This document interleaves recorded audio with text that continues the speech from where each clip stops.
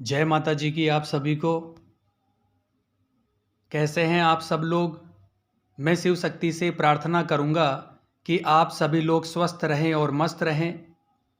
दोस्तों, आज की वीडियो में हम बात करेंगे कि जीवन में आध्यात्मिक ऊंचाइयों को प्राप्त करना हो, समस्त बाधाओं पर अगर विजय प्राप्त करनी है और अपने जीवन को सफल बनाना है तो गुप्त नवरात्रि से बढ़कर और कोई समय नहीं है और 10 महाविद्याओं की साधना से बढ़कर अन्य कोई साधना नहीं है।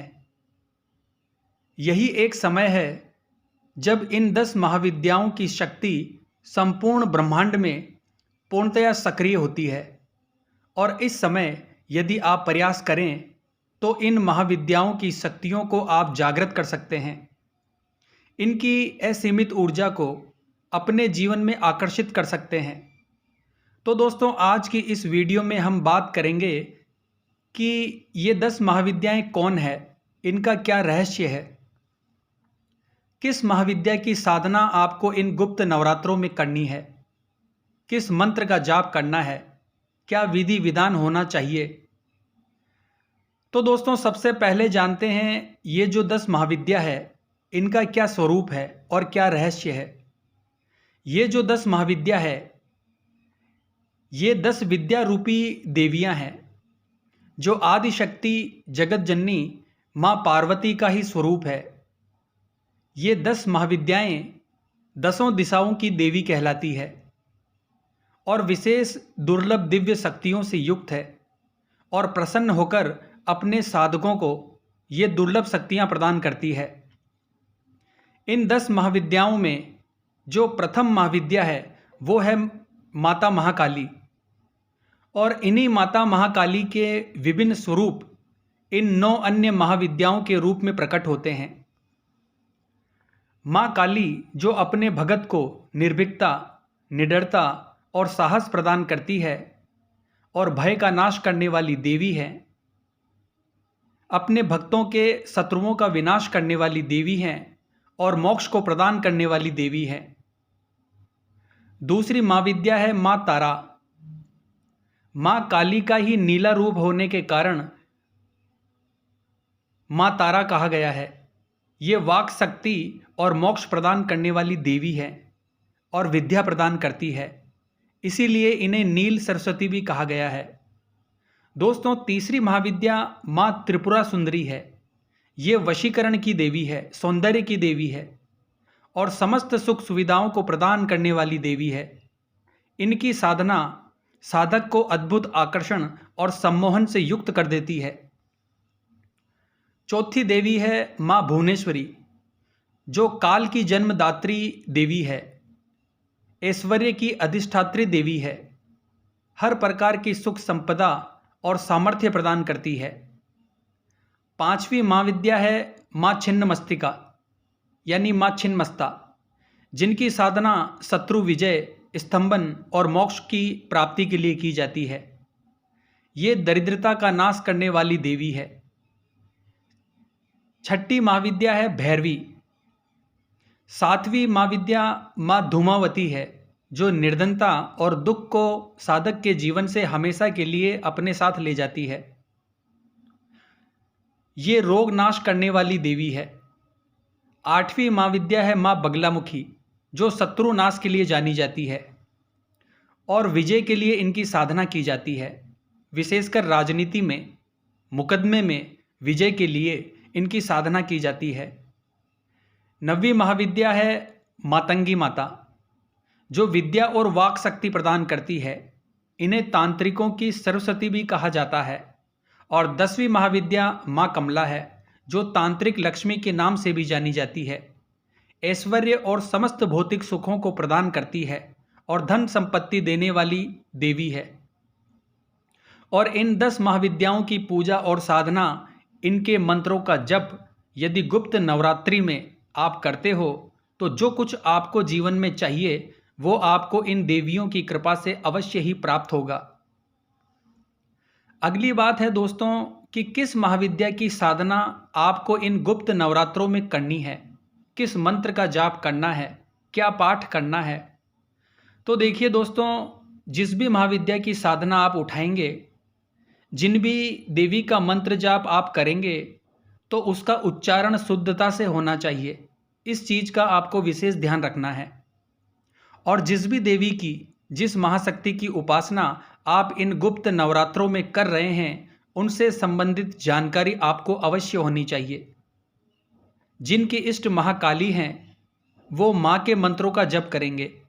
और माँ के सबसे ज़्यादा शक्तिशाली मंत्र हैं, जिनमें पहला है ओम क्रीम कालिका नमः, और दूसरा नरवाण मंत्र ओम ऐं ह्रीं क्लीं चामुंडाय विच्चे। ये दोनों मंत्र अद्भुत और सर्वशक्तिशाली हैं। ओम क्रीम कालिका नमः जहाँ शत्रुओं से और विकट संकटों से रक्षा करने वाला मंत्र है, शत्रु भय से मुक्ति प्रदान करता है और हर प्रकार के पाप ग्रहों से, उनके दुष्प्रभावों से सुरक्षा प्रदान करता है। वही नरवाण मंत्र का गुप्त नवरात्रों में जप आपको विद्या, धन, समृद्धि और हर प्रकार की सुरक्षा प्रदान करता है। हर प्रकार की नकारात्मक ऊर्जा से सुरक्षा प्रदान करता है।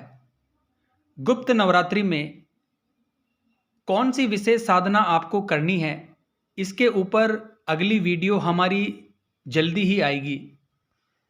क्योंकि दोस्तों, इन सभी की जानकारी हम आपको एक ही वीडियो में नहीं दे सकते, क्योंकि ऐसा करने से वीडियो बहुत लंबी हो जाएगी और आप उसको सही तरह से समझ नहीं पाएंगे। दोस्तों, जीवन में यदि बहुत ज़्यादा स्ट्रगल चल रही है, शत्रुओं से पीड़ित हैं, तो ऐसे लोग माँ बगलामुखी की साधना उठा सकते हैं।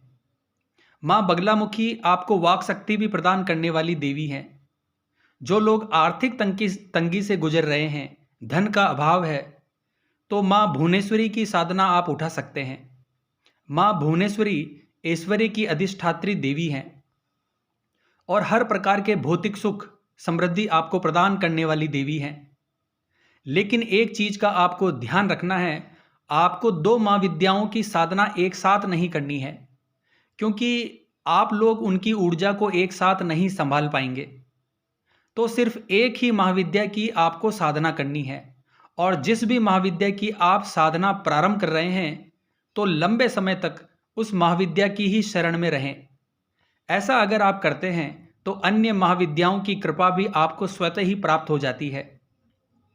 और दोस्तों, जो लोग अच्छी विद्या प्राप्त करना चाहते हैं, साथ ही धन की भी इच्छा रखते हैं, तो उन्हें माँ तारा की साधना उठानी चाहिए। माँ तारा विद्या की देवी हैं, इसलिए इन्हें नील सरस्वती के नाम से भी जाना जाता है। दोस्तों, ध्यान रखें, इन साधनाओं को करने से पहले आपका गुरु मंत्र पका हुआ होना चाहिए, क्योंकि इन साधनाओं में गुरु की ऊर्जा बहुत आवश्यक है। तभी इन शक्तियों की ऊर्जाओं को आप बैलेंस कर पाएंगे। अब बात करते हैं दोस्तों, गुप्त नवरात्रि में आपकी पूजा विधि किस प्रकार से होगी। आपको प्रातःकाल जल्दी उठना है। प्रतिपदा तिथि में जितनी जल्दी हो सके उठें।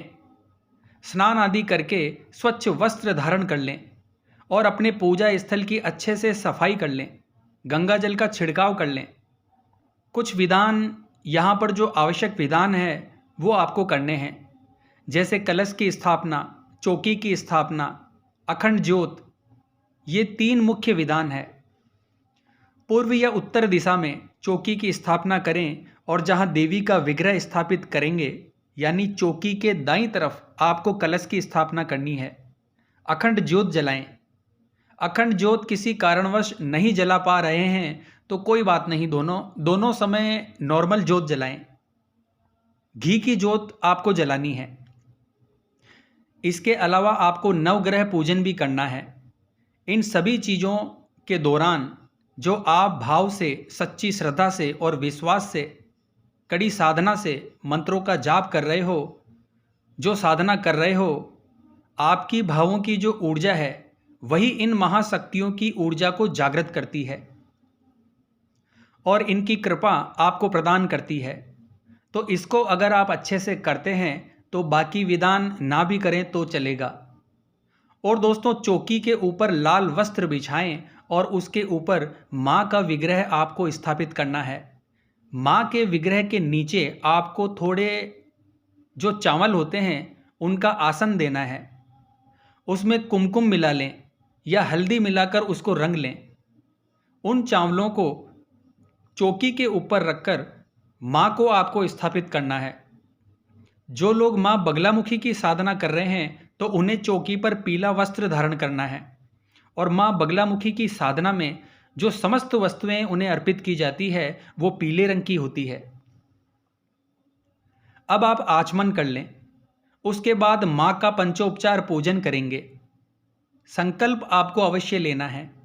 और एक महत्वपूर्ण बात कि कितने समय का आपको संकल्प लेना है, जिस भी मंत्र को आप कर रहे हो कितना संकल्प लेना है। तो अधिकतर जब संख्या का अगर आप संकल्प लेते हैं तो बहुत अधिक ऊर्जा क्रिएट होती है और आपको बहुत अधिक लाभ होता है। कई गुना ज़्यादा आपको लाभ प्राप्त होता है और देवी की शक्ति बहुत ज़्यादा तीव्रता से जागृत होती है। तो अधिक से अधिक आप 21 माला, 51 माला, 108 माला का संकल्प ले सकते हैं। जिन लोगों के पास इतना समय नहीं है वो 11 माला कम से कम करें। ये जप आपको प्रतिदिन करना है और इसका प्रतिदिन आपको संकल्प लेना है। और जब संख्या भी आपको माँ को बतानी है। इस साधना को करने से पहले अपने संकल्प में भूल चूक क्षमा याचना अवश्य कर लें। विशेष पाठ जो आपको करने हैं तो इसमें दुर्गा सप्तशती का पाठ करें और उसमें जो विशेषकर दुर्गा सप्तश्लोकी हैं, अर्गला और कीलक स्तोत्र हैं, इसका पाठ नित्य आपको करना है। और सिद्ध कुंजिका स्तोत्र का अधिकतम पाठ यदि आप इन 9 दिनों में करते हो, 51 पाठ, 108 पाठ, तो बहुत ही अच्छा परिणाम आपको प्राप्त होता है। और जिस भी मनोकामना के लिए आप ये साधना कर रहे हो वो मनोकामना भी पूर्ण होती है। दोस्तों, सिद्ध कुंजिका स्तोत्र एक सिद्ध स्तोत्र है और गुप्त नवरात्रि में किया गया इसका पाठ कभी भी व्यर्थ नहीं जाता। इसके साथ ही साधना काल में सात्विक रहें, पवित्र मन और बुद्धि के साथ, शुद्ध मन और व्यवहार के साथ आपको देवी का पूजन करना चाहिए। ब्रह्मचर्य का पालन आपको अनिवार्य रूप से करना है। साधना के दौरान भूमि शयन यानी नीचे जमीन पर आपको सोना है। तो दोस्तों, आप सभी को गुप्त नवरात्रि की हार्दिक शुभकामनाएं। जय मां अम्बे, जय श्री कल्याण।